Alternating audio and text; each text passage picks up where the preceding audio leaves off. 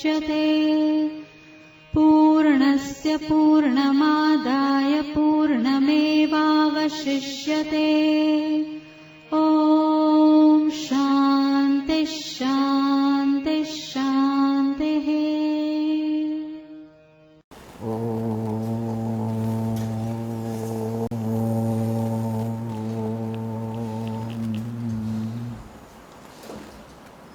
सिन्धूरारुणविग्रहं त्रिनयनं माणिक्यमौलिस्फुरत् तारानायकशेखरां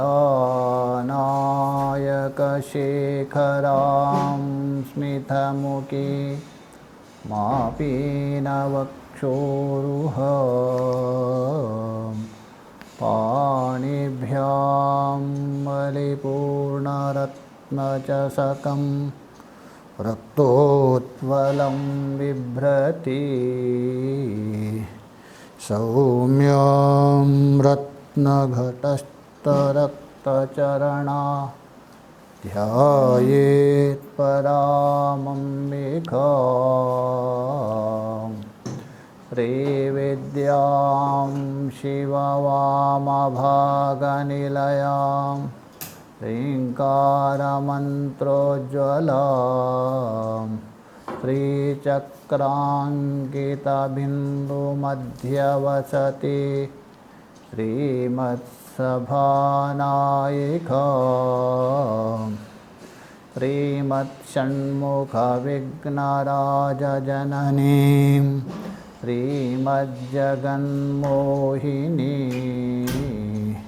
मीनाक्षीं प्रणतोऽस्मि सन्ततमहं कारुण्यवारां निधि।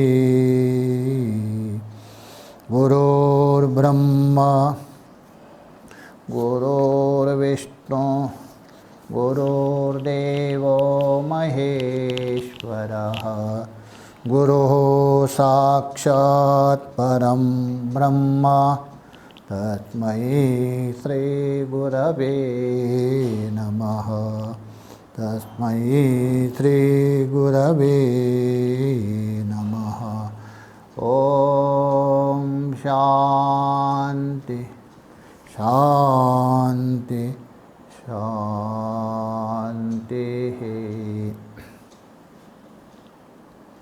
संपूर्ण सृष्टि में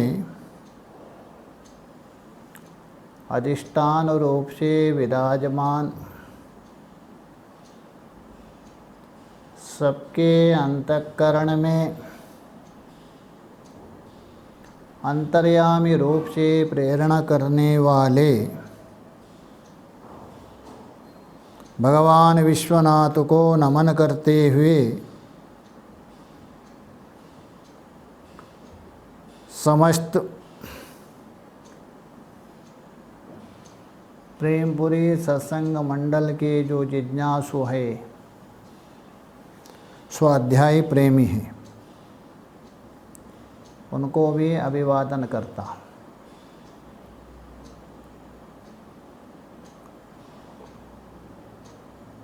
तो यहाँ निरंतर स्वाध्याय और प्रवचन होते रहता है। तो हम लोग भी यहाँ थोड़ा विचार करें तो यहाँ बृहदारण्यक उपनिषद के चतुर्थ अध्याय के जो मैत्रेयी ब्राह्मण हैं उसको लेकर हम चिंतन करेंगे।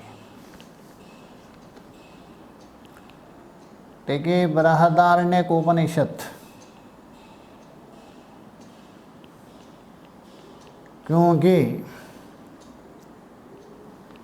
यथा नामः ततः गुणः, जैसा नाम है वैसा ही गुण है। नाम भी क्या है? बृहदारण्यक। तो बृहदारण्यक उपनिषद है उसकी व्याख्या करते हुए भगवान शंकराचार्य के शिष्य सुरेश्वराचार्य ने वार्तिक में बता दिया है। बृहत्तत्वाद् ग्रंथतो अर्थतश्च बृहदारण्यकं मतम्। बृहत्तत्वाद् ग्रंथतो अर्थतश्च। देखिए, बृहत का मतलब है विस्तार, बड़ा। दो प्रकार से बड़ा हो सकते हैं। एक शब्द से बड़ा होता है, एक अर्थ से बड़ा होता है। यदि आप साहित्य का अध्ययन करेंगे, साहित्य का अध्ययन किया भी होगा, उसमें ऐसे शब्द मिलेंगे आपको इतने लंबे चौड़े, बहुत शब्दों से वहाँ वर्णन किया है। ये जो बृहत तत्व है, विस्तार है शब्द को लेकर, किंतु अर्थ में कोई विस्तार नहीं, उसमें अर्थ में कोई व्यापकता नहीं। किंतु यहाँ जो बता रहे सुरेश्वराचार्य जी, बृहत्तत्वाद्, किसे? ग्रंथतो अर्थताश्च, ग्रंथ से भी बृहत है। अन्य उपनिषद देख लीजिए, अष्टोपनिषद हो, छांदोग्य हो, उनके अपेक्षा कलेवर में शरीर से भी बड़ा है। और अर्थ इतना गंभीर है, भगवान भाष्यकार जी ने कभी भाष्य करते हुए इतना लंबा चौड़ा है। भाष्य के अंदर भी एक भाष्य हो गया, घट भाष्य नाम से प्रसिद्ध हो गया। इसलिए शब्द से भी विस्तार है, अर्थ से भी विस्तार है। शब्द से भी व्यापक है, अर्थ से भी व्यापक है। शब्द से भी बृहत है, अर्थ से भी बृहत है। इसलिए बृहत कहते हैं। तो इसलिए कहा दिया बृहत्तत्वाद् ग्रंथतो अर्थतञ्च बृहदारण्यकं मतम्। ठीक है, बृहत्तत्व का अर्थ समझ गए। आरण्यक क्यों कहा दिया? क्योंकि ये जो ग्रंथ है, इसका अध्ययन है, स्वाध्याय है, अरण्य में ही किया जाता था। तो अरण्य का मतलब है अरण्य से उपलक्षित एकांत में, निर्जन प्रदेश में। क्योंकि अभी अभी बता दिया, शब्दता भी विस्तार है, अर्थता भी विस्तार है। अभी यदि भीड़ भाड़ जगह है तो वहाँ आपको समझने नहीं आएंगे। बाहर के जो विषय है, बाहर के शब्द है, इसको अवरोध कर सकता। इसलिए अरण्य में, अरण्य से उपलक्षित एकांत में विचार करने के कारण इसको आरण्यक कहा दिया। तो इसलिए बृहदारण्यक कहा दिया। और बृहदारण्यक उपनिषद, तो उपनिषद, तो उपनिषद का अर्थ है उपपूर्वक, निपूर्वक शदृली धातु है। इसलिए बता दिया है शास्त्र में, उपनीयेमम् आत्मानं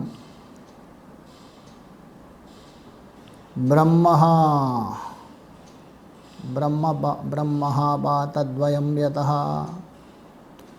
निहन्ति अविद्यां तज्ज्ञां यस्माद् उपनिषदा भवेत्।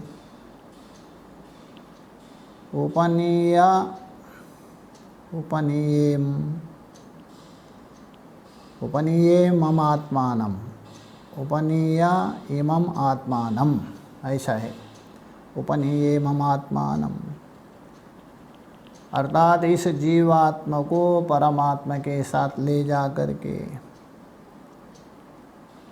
किसके साथ? ब्रह्मा के साथ।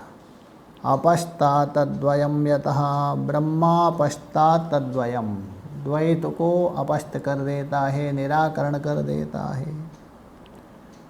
और निहंत्या विद्याम तज्जाम, तज्जाम बोलता उस तत्व को जानने वाले, आत्म तत्व को जानी है उनका अविद्या है, उसको निहंती, नष्ट कर देती है। यस्माद उपनिषद भवेत, इसलिए उपनिषद कहा दिया उसका नाम। ऐसा जो बृहदारण्यक उपनिषद है, शद्रली धातु का 3 भी अर्थ माना है। एक है विशरण अर्थ है, विशरण का मतलब नाश करना। किसका नाश करता है? संसार रूपी जो वृक्ष है, संसार रूप कार्य है, उस कार्य का जो कारण है, क्योंकि संसार तो कार्य है, आपको दिख रहे, ये संसार का कोई ना कोई कारण होगा, संसार का कोई ना कोई मूल होगा। वो कौन है? अविद्या। तो संसार रूप वृक्ष के कारण जो अविद्या है, उस अविद्या को नाश करता है, इसलिए विशरण करने के कारण इसका नाम उपनिषद है। दूसरा अर्थ है अवसादन। अवसादन का मतलब शिथिल करना, ढीला करना। किसको ढीला करता है, किसको शिथिल करता है? लोग में कहते हैं ना, अरे उसका जो दिमाग ढीला हो गया। यहाँ दिमाग ढीला नहीं लेना, यहाँ जो ढीला मतलब जो गर्भवास आदि है उसको शिथिल कर देता है। बार बार जो जन्म मृत्यु के चक्कर में पड़ रहे, इसको शिथिल करता है। इसलिए विशरण के बाद अवसादन कहा दिया, शिथिल करने के कारण। तीसरा है गति। गति का मतलब है ले जाना। कहाँ ले जाता है? ब्रह्म की ओर ले जाते हैं, ब्रह्म की ओर पहुँचाते। अच्छा, ब्रह्म कोई दूर जगह में बैठा है, वहाँ पहुँचाते, ऐसा नहीं। ब्रह्म जहाँ है वहीं है, ब्रह्म आपके अंदर है, सर्वत्र है। किंतु हमारा जो मन है, वो जो मन है अनात्म पदार्थ को पकड़ दिया है, अविद्या को पकड़ दिया है, बाह्य वस्तुओं को पकड़ दिया है, उसमें रुचि ले रहा है। तो अनात्मा बाह्य पदार्थ में रुचि होने के कारण हमारा मन आत्मा के साथ संबंध होने पर भी उसको नहीं ग्रहण कर रहा है। और ये जो वेदांत चिंतन करेंगे, उपनिषद चिंतन करेंगे, वो उपनिषद क्या करेंगे? आपको उस अनात्मा के तरफ से जो जा रहे मन, उस मन को हटा देंगे। और यदि हट गया तो आत्मा तो है ही, वो मन उसमें पहुंच गया। इसलिए गति कहते हैं। ना तो यहाँ गमन नहीं तो गांव में आप जाते हैं, वैसे गमन नहीं लेना। यहाँ जो ब्रह्म को प्राप्ति का मतलब प्राप्तस्य प्राप्ति।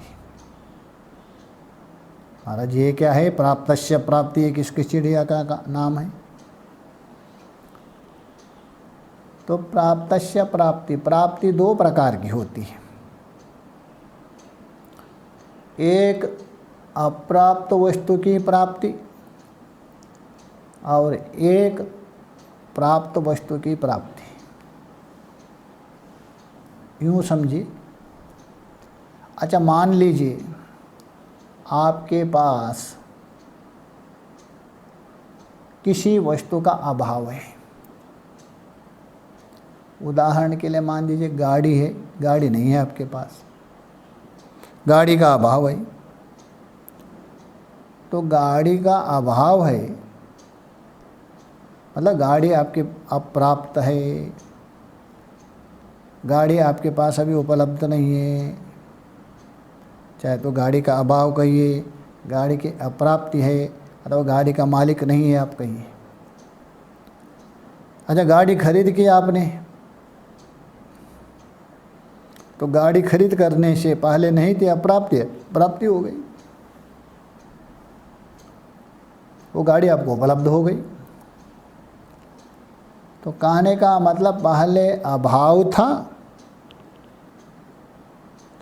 तो अभाव अवस्था में उसको अप्राप्ति कहते हैं, और अभाव निवृत्त हो गए उस वस्तु के द्वारा प्राप्ति कहते हैं। तो निचोड़ करके ये आ गया अभाव की निवृत्ति, अर्थात अभाव को हटाना, वो है अप्राप्ति की प्राप्ति। अच्छा, वो प्राप्ति की प्राप्ति किसको कहते? प्राप्ति की प्राप्ति का मतलब क्या है? देखिए, पहले से प्राप्त है आपके पास, अभाव नहीं है,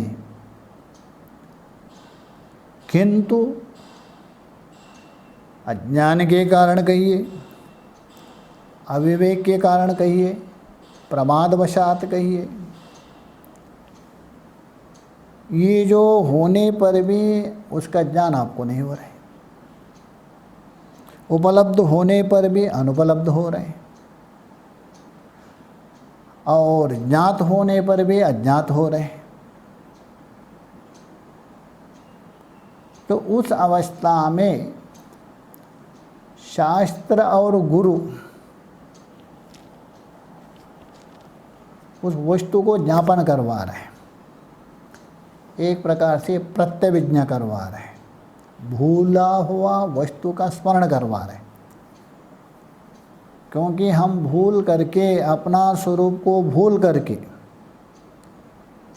यथार्थ स्वरूप को भूल करके, व्यापक स्वरूप को भूल करके, अद्वैत स्वरूप को भूल करके परिचिन्न द्वैत मान के बैठे अपने को। तो शास्त्र और गुरु ज्ञापन करवा रहे, अरे तू कहाँ भटक रहे हो, तेरा जन्म हुआ नहीं, जन्म तो तेरा शरीर का हुआ है, ये तो पंचभौतिक शरीर है, तेरा जन्म हुआ है नहीं। तुम तो उनको देखने वाला हो, उनको अनुभव करने वाले हो। इस प्रकार जिज्ञासु शिष्य को बोध करवाते, ज्ञापन करवाते। तो ज्ञापन करते करते जो आरोपित है अज्ञान आदि धीरे निवृत्त हो जाता है, और विस्मृत जो तत्व है उस तत्व का स्मरण होता है। तो उसी को कहते हैं प्राप्तस्य प्राप्ति, अर्थात एक शब्द से यदि कहना हो तो अज्ञान की निवृत्ति, अभाव की निवृत्ति, अप्राप्ति की प्राप्ति,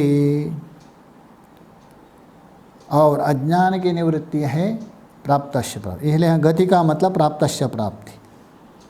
तो इसलिए उपनिषद्यते है ब्रह्म समीपम, यदि उपनिषद, ये तीन अर्थ में प्रयोग होता है उपनिषद। तो इसमें ये भी एक बृहदारण्यक उपनिषद है।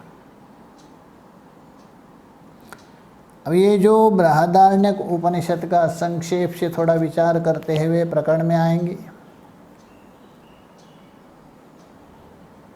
ये जो बृहदारण्यक उपनिषद है शुक्ल यजुर्वेद का मानते हैं, शुक्ल यजुर्वेद, क्योंकि यजुर्वेद दो प्रकार है, एक कृष्ण यजुर्वेद, एक शुक्ल यजुर्वेद। इसके लंबी कहानी है, शुक्ल यजुर्वेद क्यों है, कृष्ण यजुर्वेद क्यों हूँ, विष्णु पुराण में बता दिया है। तो शुक्ल यजुर्वेद, तो उसमें भी दो शाखा है, एक काण्व शाखा, एक माध्यन्दिनी शाखा, दो शाखा उपलब्ध है। तो भगवान भाष्यकार जी ने काण्व शाखा को लेकर भाष्य किया है। माध्यंजन शाखा को लेके नहीं। तो ये कहने का मतलब शुक्ल यजुर्वेदीय काण्व शाकीय ये ब्राह्मण भाग का उपनिषद है बृहदारण्यक। ये जो बृहदारण्यक में है 6 अथवा 8 अध्याय है। अरण्य को लेकर यदि विचार करते हो, बृहदारण्यक उपनिषद 2 है। यदि बृहदारण्यक को लेकर विचार करते हैं 8 अध्याय माना है। उपनिषद शब्द से दे लेते हो 6 अध्याय है। अच्छा, यहाँ जिज्ञासा हो सकते हैं महाराज ये कैसा है, आरण्यक और उपनिषद में अंतर क्यों हुआ? जो आरण्यक में जो 8 अध्याय है और उपनिषद में 6 अध्याय इसलिए है, उपनिषद में जो प्रथम 2 अध्याय छोड़ दिया है, ब्रह्मज्ञान के उपयोगी नहीं है इसलिए छोड़ दिया है। उपनिषद का मतलब ब्रह्मज्ञान अथवा उपासना ज्ञान 2 लिया जाता है, दोनों में भी प्रयोग करते हैं। भगवान भाष्यकार जी ने इसकी व्याख्या कठोपनिषद में किया है पहले ही। दोनों में उपनिषद शब्द प्रयोग होता है। किसमें? अपर ब्रह्म में भी पर ब्रह्म में, दोनों में प्रयोग होता है, इसलिए दोनों में प्रयोग किया है। तो उपनिषद शब्द उपासना अथवा ब्रह्मज्ञान में प्रयोग होता है। तो इसलिए बृहदारण्यक उपनिषद लेते हो तो पहले 2 अध्याय छोड़ दे, वो कर्म परक है।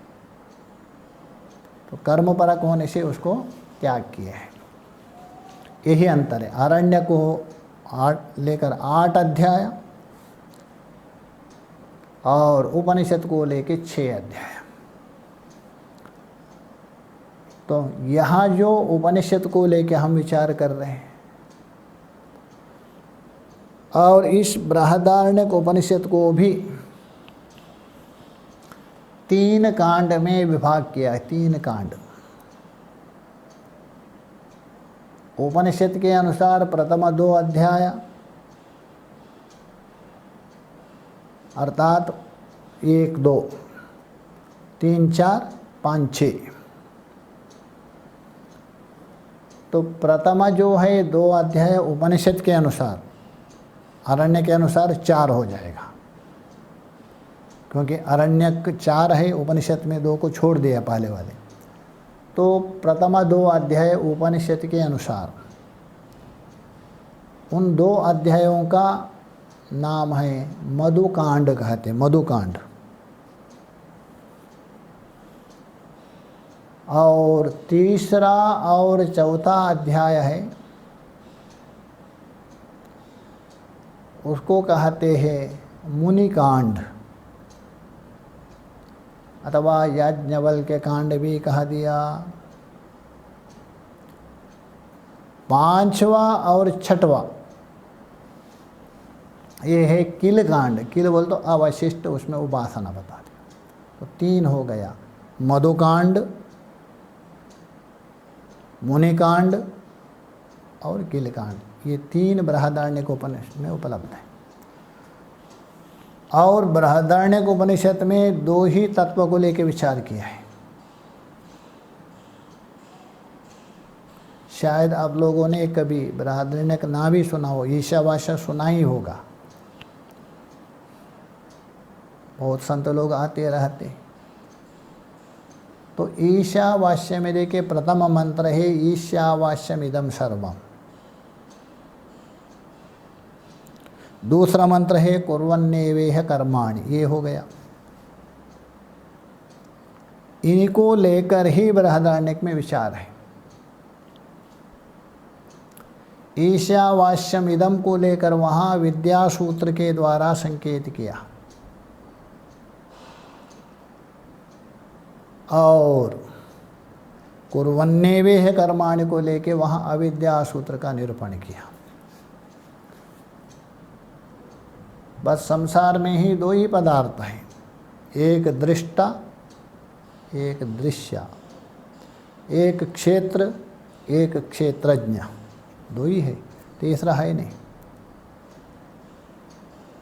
तो विद्या सूत्र के द्वारा प्रतिपाद्य जो तत्व है दृष्ट आत्मा है। अविद्या सूत्र के द्वारा प्रतिपाद्य है सारा जगत हो गया। तो इसलिए ईशावास्यमिदम जो कहा दिया है वही बृहदारण्यक में विद्या सूत्र के द्वारा बताया। आत्मा इत्येव उपासितः, ये विद्या सूत्र है। और कुर्वन्नेवेह कर्माणि जो बता दिया ये अविद्या सूत्र है। न सा वेदः, वो जानता नहीं। पशुरेव देवानाम, वो देवताओं का पशु है। ये अविद्या सूत्र है। तो संपूर्ण बृहदारण्यक में दो ही विद्या सूत्र का विषय ब्रह्मा परमात्मा, अविद्या सूत्र का विषय जगत को लेके विचार किया है। ये बृहदारण्य का पिंडीभूत है, सार बता दिया। अच्छा, जिज्ञासु साधक के मन में एक जिज्ञासा हो सकती, होने भी चाहिए, विचार आना भी चाहिए। क्योंकि जिज्ञास्य पदार्थ है, जिज्ञास्य है ब्रह्म, अतः तो ब्रह्म जिज्ञासा बता रहे। उस जिज्ञास्य पदार्थ को आप जब तक नहीं जानेंगे, जिज्ञास्य पदार्थ को जब तक आत्मसात नहीं करेंगे, तब तक आपके अंदर जिज्ञासा होती रहेगी, रुकेगी नहीं। तो जिज्ञास्य ब्रह्म को जानने के बाद आपकी जिज्ञासा समाप्त होती है। ये नियम है। तो इसलिए यहाँ जिज्ञासा हो सकती है, होनी भी चाहिए। अच्छा, विद्या सूत्र का विषय ब्रह्म का निरूपण करना चाहिए। अविद्या सूत्र का विषय जगत का निरूपण करने से क्या प्रयोजन है? कोई प्रयोजन तो है ही नहीं। क्यों निरूपण कर रहे हैं? ऐसा जिज्ञासा किसी के मन में हो सकती है। तब इसका समाधान ये है, देखिए जिज्ञास्य पदार्थ कहिए अथवा विद्या सूत्र का विषय परमात्मा है, वो कैसा है? यतो वाच निवर्तन्ते अप्राप्य मनसा सह अवांग मनस गोचरम। वाणी और मन का विषय नहीं है, मन और वाणी भी लौट के आती है वहाँ से। अब उसको कैसा समझाएंगे आप? निर्गुण है, निराकार है, उसको कैसा समझाएंगे? किस प्रमाण से समझाएंगे? कैसे जिज्ञासु जो साधक है उसको बोध करवाएंगे? तो इसलिए शास्त्र ने एक प्रक्रिया आलम्बन की, एक प्रक्रिया को आश्रय किया। अध्यारोप अपवादाभ्याम निष्प्रपंचम प्रपंचते। पहले अध्यारोप किया, उसके बाद निषेध किया। इसलिए अविद्या सूत्र के द्वारा पहले आरोप किया और विद्या सूत्र के द्वारा उसका निषेध किया। और दूसरा एक है,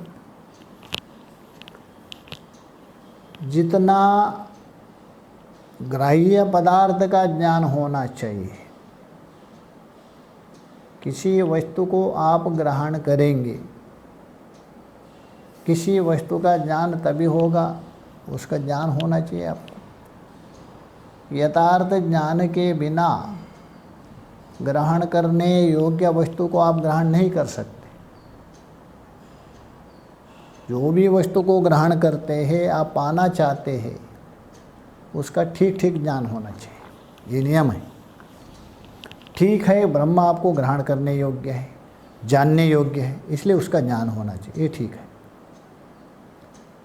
वैसा ही जो त्यागने योग्य है ना, उसका भी ज्ञान होना चाहिए। जब तक त्याज्य पदार्थ का ज्ञान ठीक नहीं होगा, आप त्यागेंगे कैसा? ग्रहण करना तो दूर की बात है, त्यागने के लिए भी ज्ञान होना चाहिए। ये आपको जानकारी होना चाहिए, ये वस्तु मेरा अनुकूल है, मेरा हित का कारण है, ये मुझे ग्रहण करना है। ये वस्तु मेरा प्रतिकूल है, मेरा बाधक है, साधक नहीं है, इसका विज्ञान होना चाहिए। इसलिए त्यागने के लिए विज्ञान होना चाहिए, ग्रहण करने के लिए विज्ञान होना चाहिए। अतः जगत का भी वहाँ अध्यारोप रूप से बता दिया। हाँ, जगत का आपको ज्ञान हो गया, क्योंकि जगत वास्तव में है ही नहीं, जगत का सत्ता नहीं है, ये ज्ञान हो गया। तो इसलिए आपको दिख रहे भ्रम के कारण आप उसको त्याग सकते, इसलिए उसी का भी ज्ञान आवश्यक। अतः अविद्या सूत्र का विषय जो जगत है, ये भी ज्ञान इसलिए त्यागने के लिए। विद्या सूत्र का जो विषय है, परमात्मा है, ब्रह्मा है, वो ग्रहण करने के लिए स्वात्म रूप है। तो क्यों हमारे शरीर को लेके, अरे आप वेदांत को विचार करने के लिए कोई बाहर मत जाइए, शरीर को लेके विचार कर दीजिए, अपने आप को टटोल के देखिए, अपने आप को चिंतन करके देखिए, अपना अनुसंधान कर दीजिए। इसमें दो तत्व है। विद्या सूत्र का विषय भी इसमें है, अविद्या सूत्र का विषय में भी इसमें। विद्या सूत्र का विषय है जो सबको जानने वाला, जिसको मैं शब्द से कहा जाता है। मैं घट को जानता हूँ, मैं मकान को जानता हूँ, ये हो गया। ये घट मेरा है, मकान मेरा है। अच्छा, घट मेरा है, मकान मेरा है, मोबाइल मेरा है, तो मोबाइल मेरा है मतलब वो संबंध आ गया। आप कौन हैं? कोई अलग है ना। वैसे शरीर मेरा है तो आप शरीर नहीं, और इंद्रिय मेरी है, आप इंद्रिय नहीं। प्राण मेरा है, चल रहे, मैं प्राण नहीं हूँ। मेरी बुद्धि काम नहीं कर रहे, मेरा मन काम नहीं कर रहे, मेरा है। तो इसका मतलब बुद्धि तक मेरा हो गया, बुद्धि तक मेरापन आ गया। ये अविद्या सूत्र का विषय है, दृश्य है। और बुद्धि मेरी है, उस बुद्धि को जानने वाला है, कौन है? बुद्धि को कोई जान रहे हैं ना, तभी आप बोल रहे हैं ना। मेरी बुद्धि काम नहीं कर रही, आज मेरा दिमाग ठीक नहीं है। ये बुद्धि को जानने वाला कौन है? वही विद्या सूत्र का विषय हमारा स्वरूप है। इसलिए शरीर में दोनों हैं, किंतु हुआ क्या उल्टा, ये दोनों मिलजुला है। हम लोग अविद्या सूत्र का विषय ये जो शरीर है उसको आत्मा मान के बैठ गए। भूल किया व्यक्ति ने सबसे बड़ा। दोनों मिला है,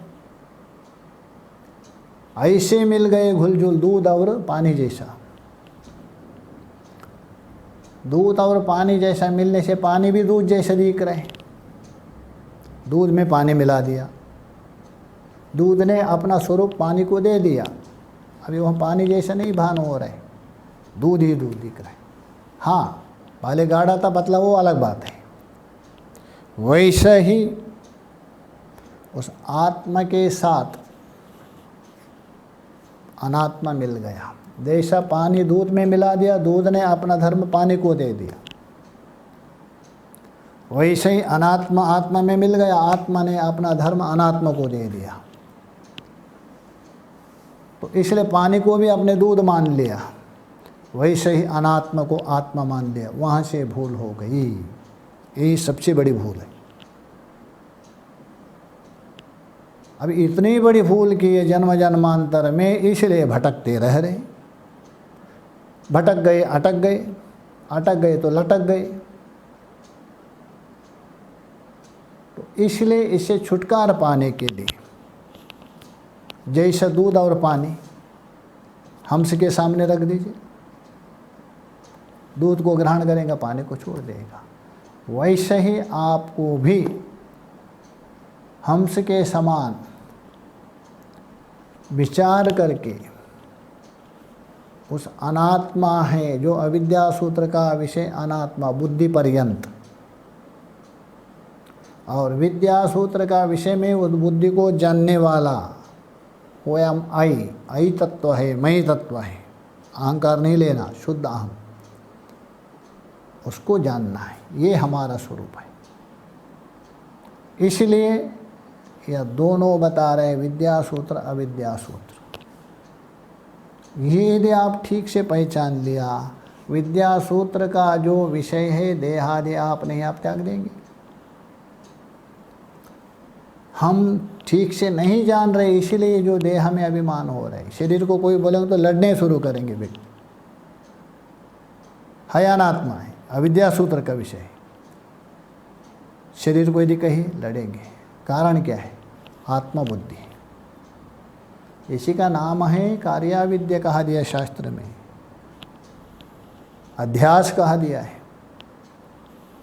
अनित्य है शरीर, अनित्य, सबको पता है। अनित्यानि शरीराणि विभवो नैव शाश्वताः, शास्त्र बता रहे। रे साधक, ये शरीर अनित्य है। देख रहे हैं आप लोग कोरोना में कितने बड़े बड़े लोग गए हैं। नित्य हो तो क्यों नहीं गए? उनके पास क्या धन संपत्ति नहीं थी? क्यों नहीं बचा दिया अपने को? अनित्य है शरीर है। विभवो नैव शाश्वता, धन संपत्ति शाश्वता नहीं, इसलिए शरीर अनित्य है, निश्चय है। ये जो अनित्य शरीर है उसमें नित्यत्व बुद्धि हो रही है। सोच रहे सब मर गए किंतु मैं मरने वाला नहीं हूँ, यही आश्चर्य है। यक्ष ने युधिष्ठिर से प्रश्न किया था, आश्चर्य क्या है? आहन्यहानि भूतानि गच्छन्ति यम मंदिरम। अरे प्रतिदिन हमारे सामने जा रहे यमलोक में शेषास्थिरत्वमिच्छन्ति, किंतु बचे हुए व्यक्ति सोच रहे मैं मरने वाला नहीं, वो तो गया गया, मैं मरने वाला। किमश्चर्यम अतः परः, इससे बढ़कर कोई आश्चर्य नहीं। इसलिए अनित्य शरीर में नित्यत्व बुद्धि हो रही है। अपवित्र शरीर है, निश्चय आपको पता है। नवद्वारे, नव द्वारों से कुछ ना कुछ मल निकलता है, पवित्र मान रहे। और दुख रूप है, सुखत्व बुद्धि कर रहे, दुख में सुखत्व बुद्धि कर रहे, अपवित्र में पवित्रता बुद्धि कर रहे, अनित्य में नित्यत्व बुद्धि कर रहे, तो अशुचि में पवित्रत्व बुद्धि कर रहे। तो बस ये मिला जुला है, घुल मिला है।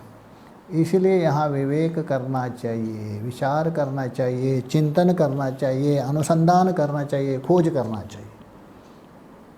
ये ऐसा नहीं, स्वबुद्धि से संभव नहीं है। इसलिए शास्त्र का आलम्बन करना पड़ेगा। तो शास्त्र का आलम्बन करके इसको आप विवेक कर सकते हैं निर्मल बुद्धि से। इसलिए ये केवल वेदांत शास्त्र से संभव है। तो अतः हम लोग वेदांत में भी, उपनिषद में भी जो बृहदारण्यक का एक ब्राह्मण, उसी का नाम है मैत्रेयी ब्राह्मण कहते हैं। मैत्रेयी क्यों है आगे बताएंगे। तो मैत्रेयी ब्राह्मण से प्रसिद्ध है, इसकी महत्ता ज़्यादा है। इसलिए बृहदारण्यक में 2 बार आया है मैत्रेयी ब्राह्मण। एक तो दूसरे अध्याय में आया है और एक तो चौथे अध्याय में आया है। 2 बार मैत्रेयी ब्राह्मण में है। 2 बार क्यों है वहाँ बता दिया है। जो प्रथम में जो आया है वो आगम प्रदान है, दूसरे में जो आया है युक्ति प्रदान है, और दूसरा संन्यास पूर्वक ज्ञान ही मोक्ष का कारण, ये भी बताना, इसलिए वहाँ 2 बार बता दिया। तो हम लोग मैत्रेयी ब्राह्मण को लेके विचार करेंगे। उसमें भी दूसरे अध्याय में जो मैत्रेय ब्राह्मण आया ना उसमें 14 मंत्र है और चतुर्थ अध्याय में जो मैत्रेय ब्राह्मण आया है उसमें 15 मंत्र, एक मंत्र ज़्यादा है। जो प्रथम मंत्र इसमें जो बताया है चौथे अध्याय में वो दूसरे अध्याय में नहीं है। इसलिए मैत्रेय ब्राह्मण को लेकर हम विचार करेंगे यथामति। देखिए संपूर्ण जो बृहदारण्यक है उस बृहदारण्यक को वही जो तितिक्षु बुद्धिमान व्यक्ति वो अध्ययन कर सकता है, क्योंकि लंबा चौड़ा है। सामान्य कोई ऊपर ऊपर बोल के गए तो अलग बात है, वो तो छोड़ दीजिए, नहीं तो गंभीर अर्थ विचार चिंतन पूर्वक। ठीक है वो संभव नहीं, आप यदि मैत्रेय ब्राह्मण यदि ठीक से समझ जाएंगे उसका सार समझ जाएंगे। इसलिए हम मैत्रेय ब्राह्मण को लेके विचार करेंगे, चिंतन करेंगे। तो सबसे पहले मंत्र देखिए मैत्रेय ब्राह्मण का, तो वहाँ बता रहे मैत्रेय ब्राह्मण का मंत्र को लेकर देखिए।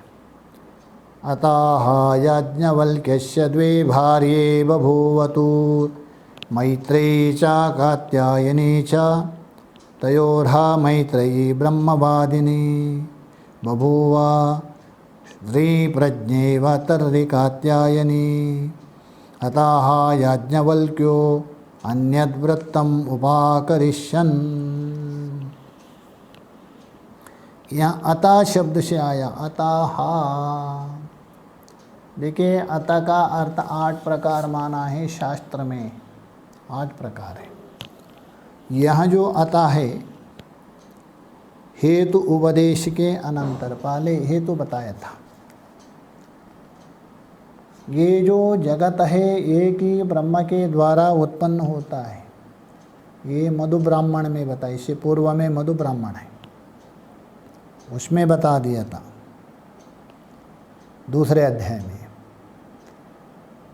तो इसलिए हेतु उपदेश के अनंतर प्रतिज्ञा करने के लिए, जो प्रतिज्ञार्थ है उसको निगमन करने के लिए पहले प्रतिज्ञा किया था, उसके बाद हेतु दिया, क्योंकि एक नियम है पहले प्रतिज्ञा होती है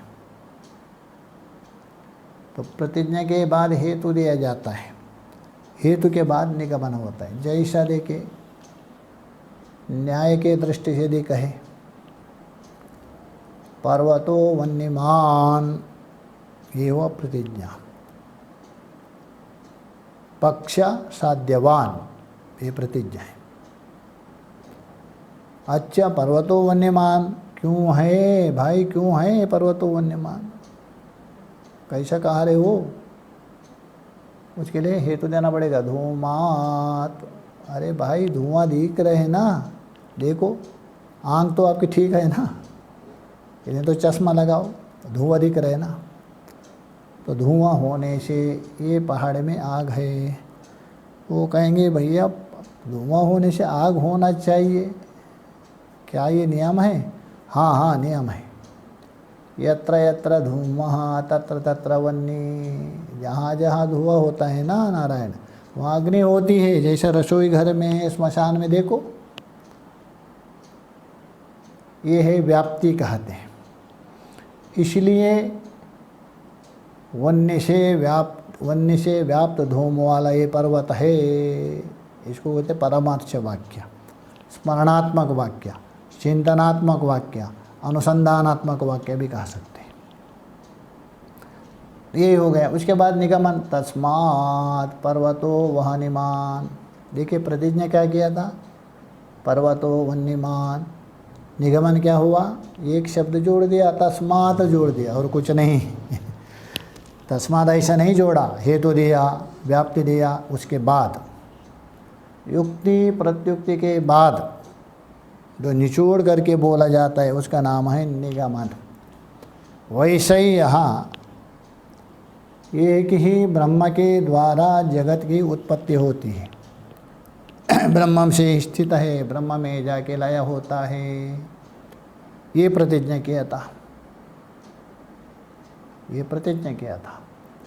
उसके लिए हेतु भी दिया और उसी को यहाँ निगमन करके बता रहे, इसलिए आ रहे हैं। अथवा पहले बताया था संन्यास पूर्वक ज्ञान ही क्या होता है, मोक्ष का कारण है। पहले भी बताया था पुत्रेषणाश्च वित्तेषणाश्च लोकेषणाश्च वित्ताया भिक्षचर्यम चरन्ति, ऐसा भी आता है। अतः यहाँ बता रहे अतः, अतः मतलब हेतु उपदेश के अनंतर प्रतिज्ञात अर्थ को निगमन के लिए यहाँ अतः शब्द है, अनंतर। हा शब्द है एक खिल अर्थ में, निश्चय अर्थ में, क्योंकि निश्चय रूप से। याज्ञवल्क्यस्या, जो याज्ञवल्क्य ऋषि है, मैंने पहले कहा दिया था बृहदारण्यक में 3 कांड है। कौन है? सबसे पहले मधुकांड, तीसरा और चौथा अध्याय है मुनिकांड, उसी का दूसरा एक नाम है याज्ञवल्क्य कांड भी कहते हैं। क्यों याज्ञवल्क्य कांड कहते हैं? तो उसमें अधिक से अधिक इर्द गिर्द याज्ञवल्क्य ही घूमते रहते हैं, तीसरे और चौथे में, इसलिए याज्ञवल्क्य कांड भी कहते हैं। वो जो याज्ञवल्क्य है उन याज्ञवल्क्य के 2 भार्ये, 2 पत्नियाँ थी, क्योंकि बहुत बड़े ऋषि थे, सन्यासी तो थे नहीं, 2 पत्नियाँ थी। बभूवतु, बभूवतु बोल तो थी। कौन है वो? अरे नारायण, वो 2 पत्नियाँ कौन है? सुनाओ नाम। मैत्रेयी च कात्यायनी च, एक का नाम है मैत्रेयी, उसी के नाम से पड़ा है मैत्रेयी ब्राह्मण। क्यों? आगे बताएंगे मैत्रेयी ब्राह्मण क्यों नाम पड़ा, बताएंगे। एक का नाम मैत्रेयी और दूसरे का नाम है कात्यायनी। तो इस प्रकार 2 पत्नियाँ थी। तयोर्हा मैत्रेयी ब्रह्मवादिनी, इन दोनों के बीच में मैत्रेयी बड़की भी थी, बड़ी थी, कात्यायनी छोटी थी बोलते। तो इन दोनों में जो मैत्रेयी थी ना, ये ब्रह्मवादिनी थी। अरे ब्रह्मवादिनी का मतलब क्या है? किसको कहते ब्रह्मवादिनी? ब्रह्मवदनशीला,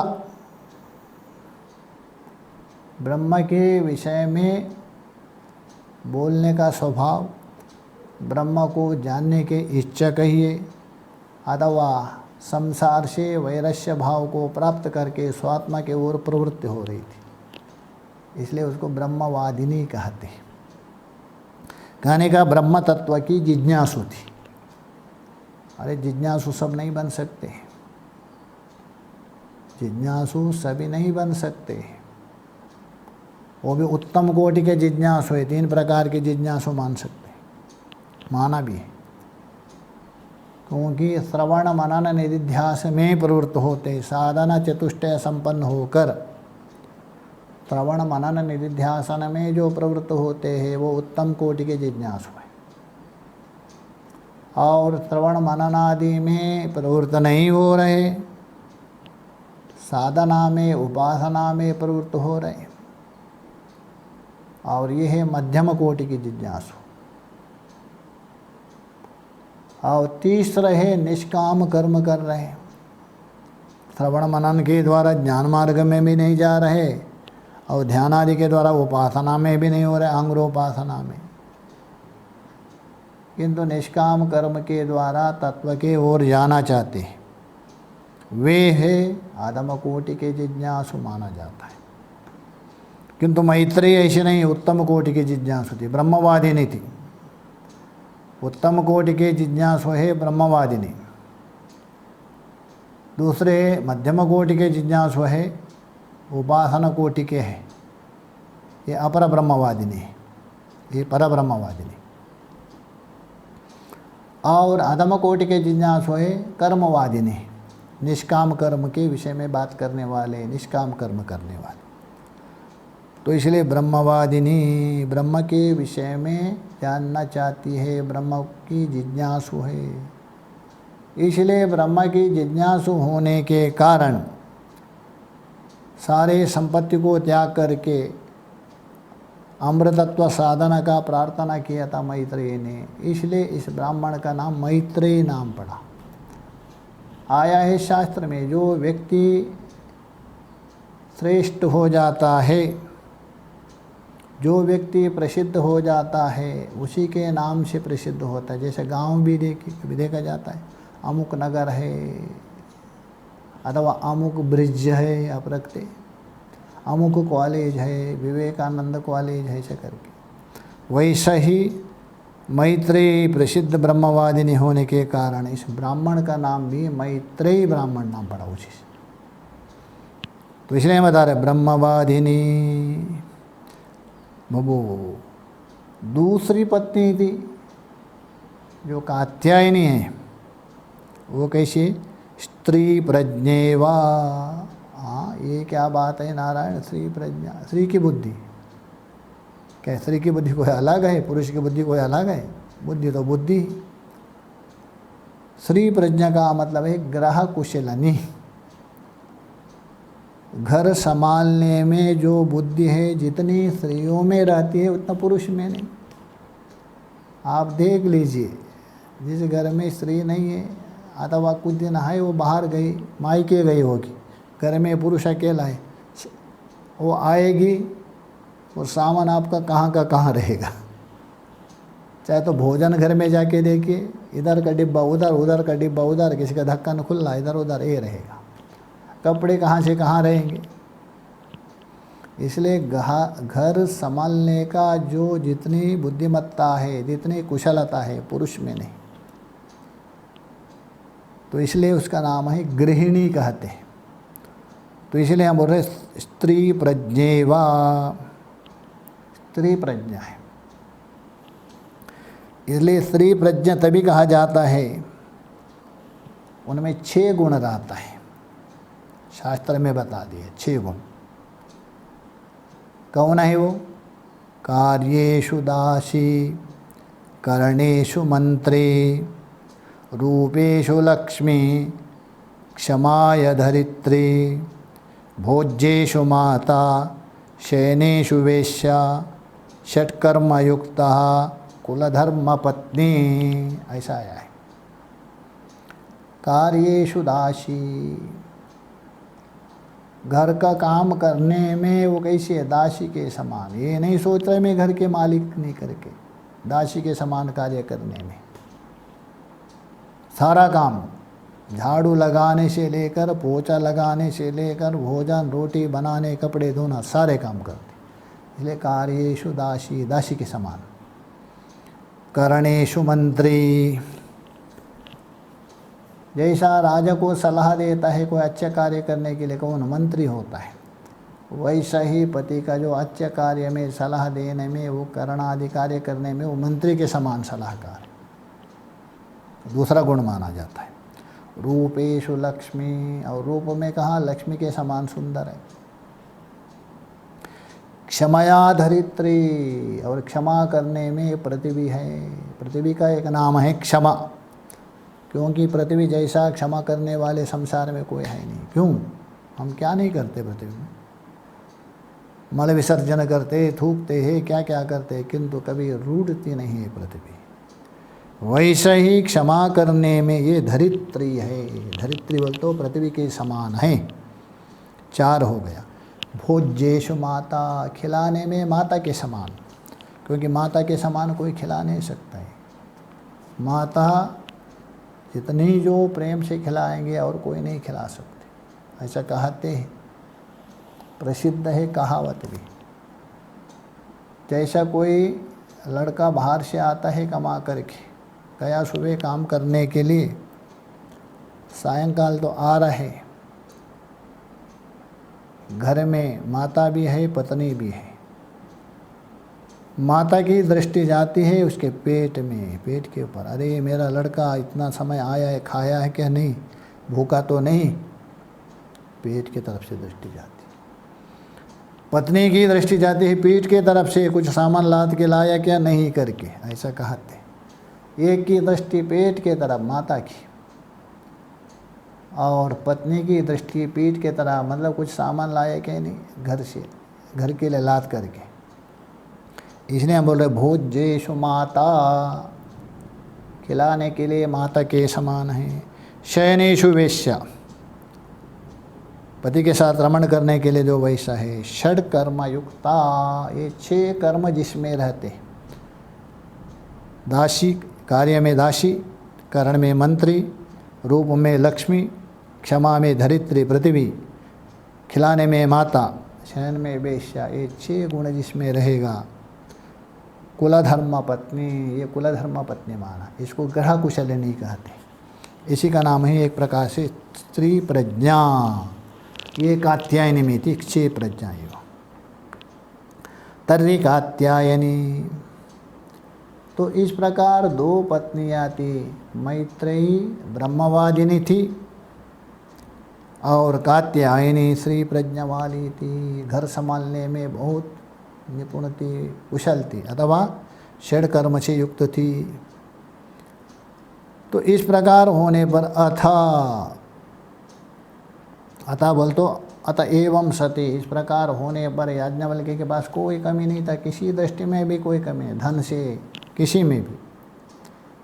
हा याज्ञवल्क्य, जो प्रसिद्ध जो याज्ञवल्क्य है, उन्होंने विचार किया। तो क्या किया? अन्यद वृत्तम उपाकरिष्यन्, अन्यद वृत्तम उपाकरिष्यम।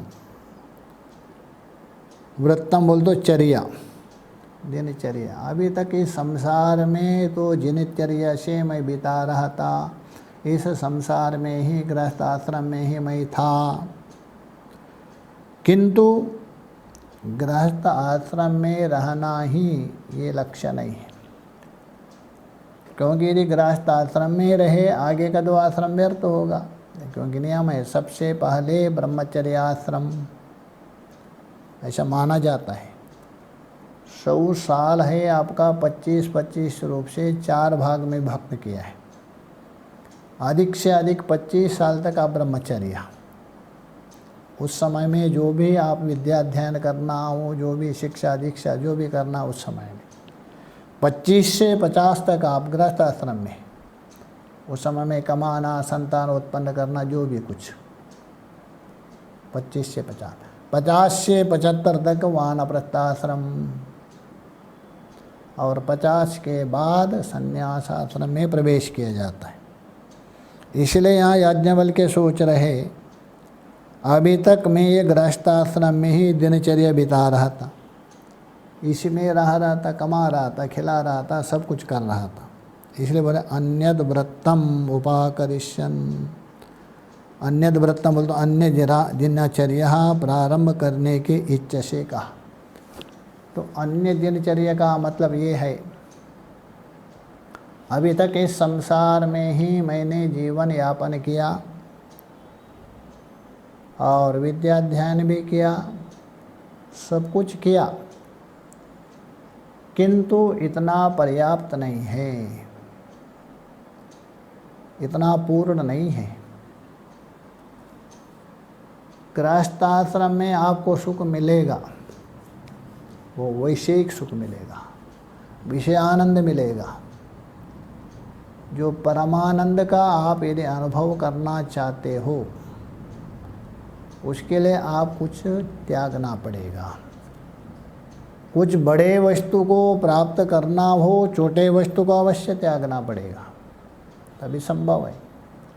वैसे ही याज्ञवल्क्य भी सोच रहे, इस गृहस्थाश्रम में मैं बहुत समय बिता दिया, बहुत समय तक इसमें आपने निभा दिया, इसलिए इस आश्रम से ऊपर उठ करके दूसरे आश्रम में प्रवेश करना चाहता हूँ, अर्थात संन्यास आश्रम में मैं प्रवेश करना चाहता हूँ। यही अन्य व्रतम, व्रत बोल दो दिनचर्या, आचरण। तो गृहस्थ आश्रम में मैं अभी तक दिनचर्या चला रहा था जो कुछ, तो इससे ऊपर उठ करके जो चतुर्थ आश्रम है, संन्यास आश्रम में है, इसमें प्रवेश करना चाहता हूँ। अभी देखिए, इससे श्रुति ये संकेत कर रही है, ये संकेत दिखा रहे, ये जो संन्यास है, ऐसा जो संन्यास पूर्वक जो ज्ञान है, वो ज्ञान ही मोक्ष का कारण बनता है। हाँ, वो संन्यास कौन सा है वो अलग बात है, दो प्रकार का होता है, एक आभ्यंतर संन्यास, एक लिंग संन्यास। अभी यहाँ याज्ञवल्क्य जो ले रहा है लिंग संन्यास। आभ्यंतर संन्यास वही है, पुत्रेषणाश्च वित्तेषणाश्च लोकेषणाश्च युक्ताया, ऐषण त्रय से ऊपर उठना, ये आभ्यंतर संन्यास। अच्छा, इससे ही ज्ञान यदि होगा तो लिंग संन्यास की क्या आवश्यकता है, क्या जरूरत है? तो लिंग संन्यास इसलिए आवश्यकता है, लिंग संन्यास के बिना आप जीवन मुक्ति का अनुभव नहीं कर सकते। जीवन मुक्ति का अनुभव यदि करना है, जीवन मुक्ति का आनंद यदि अनुभव करना है, आपको संन्यास लेना पड़ेगा, लिंग संन्यास। ज्ञान प्राप्ति करने के लिए अभ्यंतर से भले ही करें, किंतु जीवन मुक्ति का आनंद, ये क्यों? क्योंकि आपने संन्यास नहीं लिया, आभ्यंतर संन्यास है, बाह्य पदार्थ पड़ा है, कभी ना कभी आपको वह मन खींचेगा, दुख का कारण बनेगा, आपका आनंद में व्यवधान डालेगा। इसलिए याज्ञवल्क्य ने सोचा, अभी मुझे जीवन मुक्ति का आनंद अनुभव करना है, इसलिए इस आश्रम से अन्यत्र बोल तो दूसरे आश्रम में प्रवेश करना चाहिए, ये विचार किया। तो विचार करके आगे क्या किया, किससे परामर्श किया, किससे अनुमति लिया, ये आगे बताएंगे दूसरे मंत्र में, हम कल विचार करेंगे, कल के सत्र में। ओम पूर्णमदः पूर्णमिदं पूर्णात् पूर्णमुदच्यते पूर्णस्य पूर्णमादाय पूर्णमेवावशिष्यते। ओम शांति शांति शांति। शंकरं शंकराचार्यं केशवं वादरायणं सूत्रभाष्यकृतो वन्दे भगवन्तौ पुनः पुनः। ईश्वरो गुरुरात्मेति मूर्तिभेदाविभागिने व्योमवद्व्याप्तदेहाय दक्षिणामूर्तये नमः। ओम शांति शांति शांति। ॐ